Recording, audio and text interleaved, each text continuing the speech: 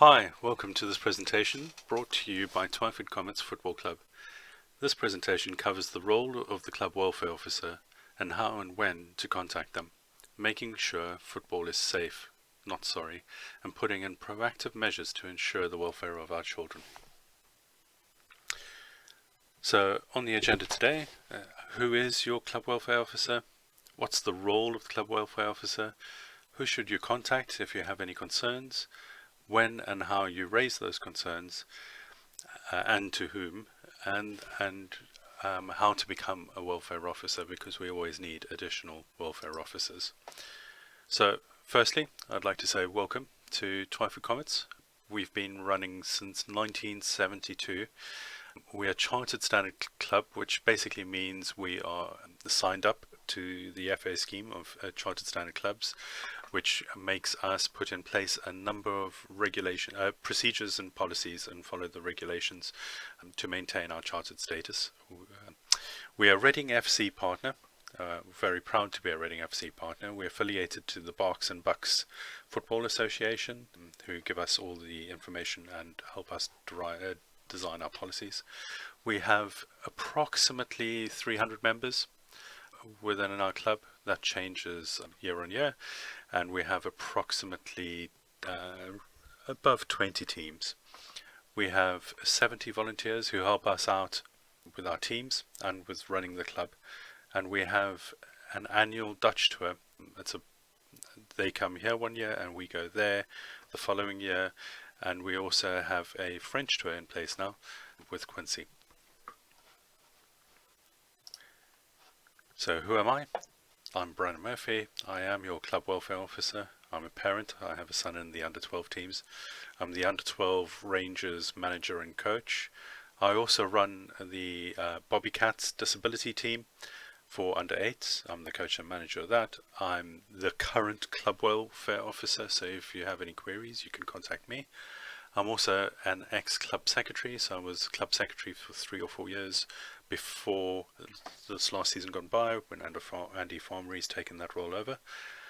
To get in contact with me, you can email me on clubwelfareofficer@twyfordcomets.com or email me on brandonmurphy@gmail.com. If it's a little bit more urgent, then you can phone me on 077 389 47459. Just to make sure, if a child is at immediate risk, then call the police rather on 999 and not on my mobile. My mobile is more for concerns you have where a child is not at immediate risk, and it's to discuss a concern that you have with either your child. So what is the role of the club welfare officer? Every football club must have a club welfare officer. It's mandatory. There are three or four mandatory roles in the club. That's chairman, club secretary, club treasurer, and club welfare officer. The club welfare officer reports to the county welfare officer and hooks into a network of welfare officers. Their responsibilities are to ensure that the club provides a safe, fun environment for children, young people, and adults now. So I'm not just the youth welfare officer, but I'm also the adult welfare officer. We've got to be clear, so I've got to raise concerns or help the club guide their responsibilities with regards to running activities for children, youth, young people or adults. So that's all down to safety, training for the volunteers, etc. I've also got a responsibility to ensure that club personnel understand their duty of care towards children, young people and adults. And of course there can always be more than one club welfare officer. There should be, really, to balance the load. Another responsibility that's not on this list is, it's sort of part of the club's responsibilities when running activities, but the club welfare officer is the person who is responsible for performing the disclosure and borrowing services checks to ensure that adults are safe to work with children. Ensuring the club responsibilities are met. So the club has a number of welfare responsibilities. So that's ensuring that those are understood by the committee and the coaches. And then it's also developing best practice processes and policies, and these are usually based on what the FA sends through. And so, things like communication policies, what can be used, such as WhatsApp, social networking, etc., and also policies and processes like the anti-bullying policies. The club welfare officer also has a responsibility to do mentoring with the club, so ensuring all personnel have valid DBS clearances in the beginning, explaining why they need those DBS clearances, ensuring the volunteers undertake safeguarding training and keep it up to date. So the safeguarding training is valid for 3 years. So every 3 years, coaches, managers, and certain other volunteers need to take their safeguarding training and keep it up to date. And then also making sure that trips away are organised properly. So we have a number of trips, one to Quincy and one to Ulstraten, which is our Dutch tour. That goes on every year. So when we are hosting over here, we've got to ensure that they're properly accommodated, that the people they're staying with have been DBS checked and cleared, and that any other welfare issues are taken into consideration. And the same when the children are away on tour in the Netherlands, we need to ensure their welfare and safety. So if you have any concerns about welfare of a child, who do you contact and when do you contact? It's pretty simple, really. If the child or young person or vulnerable adult are at immediate risk, then you call 999. So there's no debating this. Immediate risk is always the police. That's the thing.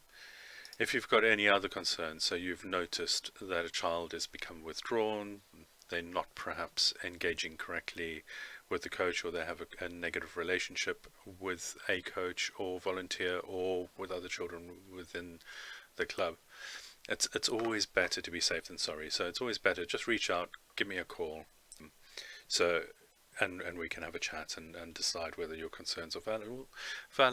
They usually are valid, but sometimes, just a little discussion can help as well. So you can either call myself at Twyford Comets on that number. You can call Wokingham Social Services if it's a bit more of a concern. So that's 0118 908 8002. You can call NSPCC, so that's the National Child Line. It's Centre for Protection. That's 0808 800 5000, and that's open 24 hours. So, if you can't get hold of myself or Wokingham, then that's a good one to call. Or you can call Childline, so that's 0800 11 11 24 hours. And of course, once again, you can call the Thames Valley Police, 0845 8505 505. It's always better to raise a concern, and we can always discuss and make sure that there's no issues. It's always handled discreetly. And if it's just a query and it's nothing urgent, then probably the best is just to email me, and I can get back as soon as possible on the email. I'm going to really encourage anyone within the club who's interested on becoming a welfare officer. We really need you. It's not a difficult process. You obviously get a DBS checked and undergo a safeguarding course. In addition to that safeguarding course, you would do a welfare officer course where they would teach you some of the things to look out for, a few scenario role playing, just to give you some guidance. The good thing about being a welfare officer, though, is that you can always rely on the county welfare officer. So if you have any concerns as a welfare officer, you escalate it to the county welfare officer, and they are able to assist you and help you. They've got years of experience, and you're not expected to have all that experience right from the get-go. So who makes a good club welfare officer? What we're looking for is someone who's always going to put the children's welfare first. The game is about the children. It's not about the adults. I know a lot of the issues that we sometimes have are the adults rather than the children, but the welfare officer should always put the children's welfare first. They've got to be a good communicator. They've got to have a pragmatic or common sense approach. So obviously not running the flag up the flagpole all the time. If it's a squabble in a team, sometimes the best thing to do is to go down, have a chat with the individual players rather than raising it to social services. But knowing and spotting when it is a serious situation is key, and then is willing to learn and seek advice. So, as I say, when you start this, you don't know anything. You do learn on the job really, but you do have that support network of the county welfare officers to fall back on. And you've got to be over the age of 18, so that is an FA requirement. Why do you want to become a club welfare officer? It's something I asked myself when I first started. You want children and youngsters to be safe and have fun within the club. That's first and foremost. We all want our children to have fun, but it's got to be in a safe environment, and leaving them with adults, we've got to do our best to make sure that they are as safe as possible. You can see a number of ways the club can be improved. So it's not just a case of applying the status quo. It's looking at what the club currently does and how it can be made better and how it can be improved to achieve those goals. You feel a bit more planning would make a huge difference. So, planning within the club from a welfare point of view and how you can help that. Perhaps you don't feel like coaching or managing a team, but you want to be able to support your club and help out in any way that you can. You love working with young people and willing to learn. So as part of the role, you will meet many of the young people when you do team visits, so have a chat. So one of the things we do is we go down to the field, we talk to the children, make sure they're having fun, we observe, making sure the practices in place are followed correctly, and we listen. And another reason you might want to become the club welfare officer is you've done something like this before and you have the right skills. You might be a social worker and you have the right skills for this. And of course, as a club we need additional welfare officers. The more the better really. It just gives a bit more support to everyone who's there. Qualifications required. You don't need any professional background to do this. You will get a DBS clearance. We will apply through it through the FA. You'll attend the FA Safeguarding Children workshop. It's a 3-hour workshop. You'll attend the Welfare Officers Training workshop, which is another 3-hour workshop. So the Safeguarding Children workshop is to do with how to safeguard during training or practice or any interaction with children. And then the Welfare Officers Training workshop is more how to put in the policies, procedures, how to handle any situations that arise within the club. And then you'll also complete the Safeguarding for Committee Members workshop, which really, it's an online course, takes about 3 hours, but it's a replay really of the FA Safeguarding Children workshop, plus a little extra for committee members. Commitment required. So roughly you're going to attend one committee or manager meeting a month, and I've put 3 hours there. They tend to be about an hour to 2 hours really. So that's about 1 to 2 hours a month. You'll become a DBS verifier. Now I've put in an hour per week. It doesn't really take that much, especially if we've got additional welfare officers. So that might be 5-10 minutes per application. And we probably have about 3 applications a month.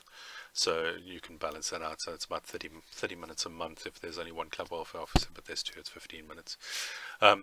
Most of our meets these days are virtual. So we'll have virtual meets to discuss policies. Now, initially, we've put in 3 hours per month, but as these policies are bedded in, most of them will just be a quick ratification that nothing additional needs to be done. we've had a busy time over the last 6 months where we had to put in the COVID policy, which has taken a little bit more time. But in the years before that, we've not really had to put any additional policies in. And as I say, they're loads easier the more welfare officers you have. If you have any questions or queries, please email me or phone me to discuss. Email is always better. I've got a day job, so but you know, if it is urgent, then do phone me and I'll get back to you as soon as possible. Thank you for listening. I hope that's given you a clearer view of what the club welfare officer role is, and what you need to do if you do have any situations or issues, and look forward to chatting to you in the future. Thanks.